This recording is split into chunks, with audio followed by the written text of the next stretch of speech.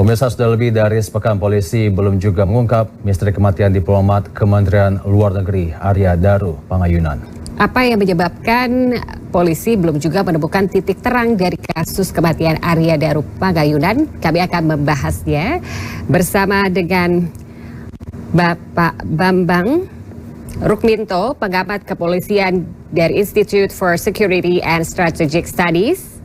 Ya, Mas Bambang. Ya, terima kasih sudah bergabung di Jawa Post TV hari ini. Terima kasih. Ya, langsung saja. Kira-kira apa yang menyebabkan polisi hingga kini belum mengungkap kasus kematian diplomat Kemlu? Ya, memang saya melihatnya memang ada kesulitan ya terkait dengan kematian tidak wajar anggota diplomat Kemenlu ini, karena memang di situ ditemukan sesuatu yang sangat janggal, karena tidak biasanya kematian yang disebabkan oleh kesengajaan oleh korban itu menggunakan lakban seperti itu, karena jenazah ditemukan dengan lakban yang menutup mukanya secara keseluruhan. Ini memang sangat aneh, karena tidak biasanya seperti itu, karena modus-modus kematian dengan kesengajaan itu seringkali menggunakan cara-cara yang lebih mudah daripada menggunakan lakban, seperti gantung diri atau kemudian meminum racun seperti itu.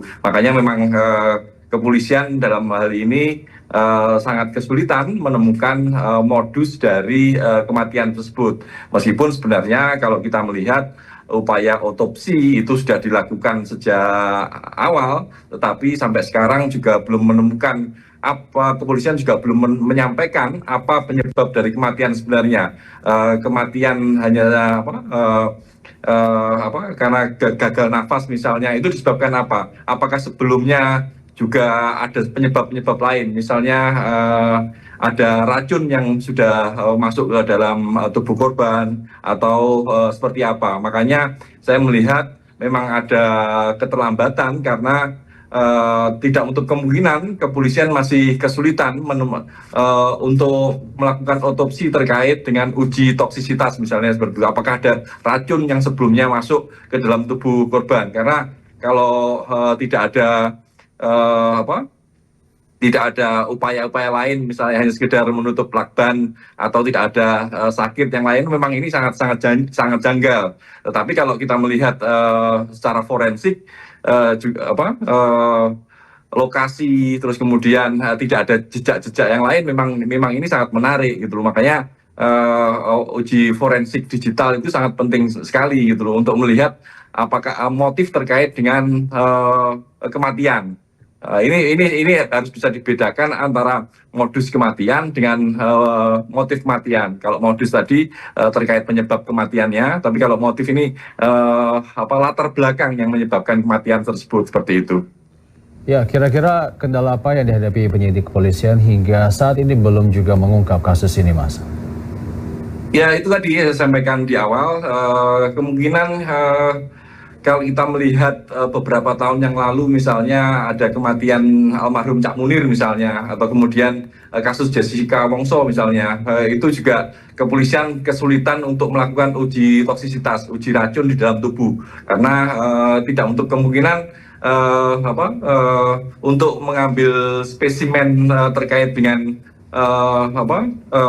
racun di dalam tubuh ini memang sulit, apalagi kalau kemudian jenazah korban sebelumnya juga tidak dilakukan otopsi secara menyeluruh misalnya seperti itu. Tetapi terlepas dari itu, polisi sebenarnya bisa mengejar terkait dengan motif kematian dengan melakukan uji forensik jejak digital, komunikasi HP korban atau komunikasi media sosial korban dan yang lain-lainnya seperti itu. Makanya kemungkinan kepolisian sampai sekarang belum bisa mengungkapkan, karena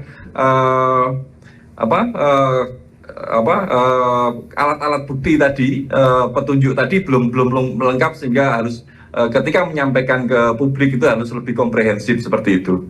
Ya, Mas Bambang. bisa dilihat barang bukti dan saksi itu terbatas. Apakah ini yang membuat pihak kepolisian sulit mengungkap kasus ini serta kematian korban yang tidak lazim? Ya, karena asumsi di luar kan sudah berbagai macam kan, sudah banyak kabar yang simpang siur bahwa ini terkait dengan TPPO dan yang lain-lainnya. Kemungkinan kepolisian juga ingin menjaga agar benar-benar apa yang disampaikan ke masyarakat ini benar-benar logis dan disertai bukti-bukti. Makanya otopsi hasil forensik itu harus benar-benar lengkap dan komprehensif. Scientific crime investigation itu harus dilengkapi dengan bukti-bukti yang kuat agar apa yang disampaikan ke masyarakat ini logis dan diterima oleh semuanya, seperti itu. Ya Mas Bambang, dengan adanya pola kematian seperti ini, apakah ada indikasi merupakan pembunuhan yang direncanakan dengan adanya lakban yang di atas kepala korban dan lain sebagainya, seperti itu Mas? Makanya tadi saya sampaikan kan, kemungkinan itu banyak. Apakah ini kematian ini disebabkan oleh pihak lain atau kematian oleh kesengajaan oleh korban sendiri, seperti itu. Makanya uji otopsi itu harus secara lengkap, forensiknya pun juga harus lengkap. Otopsi ini terkait dengan apa penyebab kematian, gitu. Apakah benar karena lakban sehingga korban ini korban ini gagal nafas misalnya, seperti itu. Tapi ini pun juga sangat janggal, bagaimana seseorang yang sehat kemudian melakban sendiri sampai dia gagal nafas tanpa ada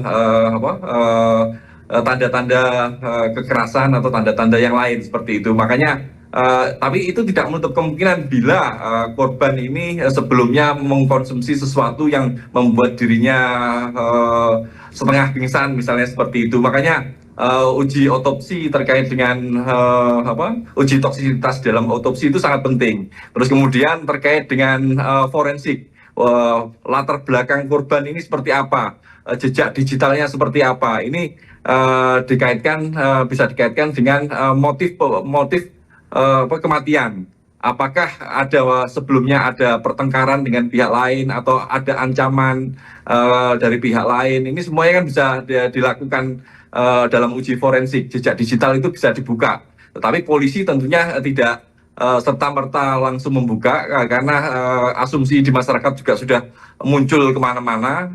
Agar tidak semakin liar, maka kepolisian wajib untuk membukanya secara terang benderang, secara transparan dengan menyampaikan bukti-bukti yang akurat. Tanpa ada bukti-bukti dan data-data yang akurat, tentu ini akan hanya memunculkan persepsi yang negatif pada kepolisian, seperti itu. Ya, Mas Bambang, seberapa penting pemeriksaan terhadap orang-orang terdekat korban? Ya, kita bisa bilang istrinya, mungkin rekan kerjanya, seberapa penting untuk dilakukan pemeriksaan? Sangat penting sekali karena ini untuk melihat motif dari kematian. Apakah sebelumnya terjadi konflik dengan saksi-saksi misalnya, entah terus kemudian saksi-saksi apakah melihat bahwa korban ini juga pernah mengalami ancaman dari pihak lain misalnya, seperti itu makanya sangat penting. Ini terkait dengan motif kalau tentang terkait dengan kematian. Bisa jadi kematian ini juga dilakukan sendiri karena tekanan yang berat dari pihak lain. Jadi kematian tidak disebabkan oleh pihak lain secara langsung, tapi karena tekanan. Kasus misalnya di Semarang, seorang dokter spesialis misalnya melakukan aksi bunuh diri, itu juga karena tekanan dari seniornya misalnya, seperti itu. Hal-hal seperti itu memang harus diungkap dan saksi-saksi itu sangat penting sekali untuk dimintai keterangan, seperti itu. Ya, sejauh ini seberapa transparan pihak kepolisian dalam mengungkap penyebab kematian diplomat ini, Mas? Ya, saya melihat sampai sejauh ini memang ada kelambatan ya. masyarakat tentu berharap kasus ini dibuka seterang benderang mungkin dan secepat mungkin. Tetapi kepolisian tentu tidak bisa serta-merta menyampaikannya secara langsung pada masyarakat apa hasil temuan-temuannya bila belum lengkap. Yang menjadi kendala memang waktu. Dan tidak menutup kemungkinan tadi ada kesulitan-kesulitan terkait dengan otopsi tadi tentang uji toksisitas tadi. Makanya pihak kepolisian seharusnya melakukan update terkait dengan informasi motif maupun penyebab kematian, modus kematian korban ini secara berkala, agar tidak memunculkan asumsi kemana-mana. Dan kita berharap secepat mungkin ya polisi juga menemukan, karena sebenarnya hal seperti ini kalau alat bukti sudah lengkap, data-data sudah lengkap, kesaksian sudah lengkap, ini bisa segera dibuka seperti itu. Ya, baik. Terima kasih Mas Bambang Rukminto selaku pengamat kepolisian dari Institute for Security and Strategic Studies. Terima kasih untuk waktunya. Sama-sama, selamat malam. Sampai jumpa Hadir kembali, secara Mas. virtual di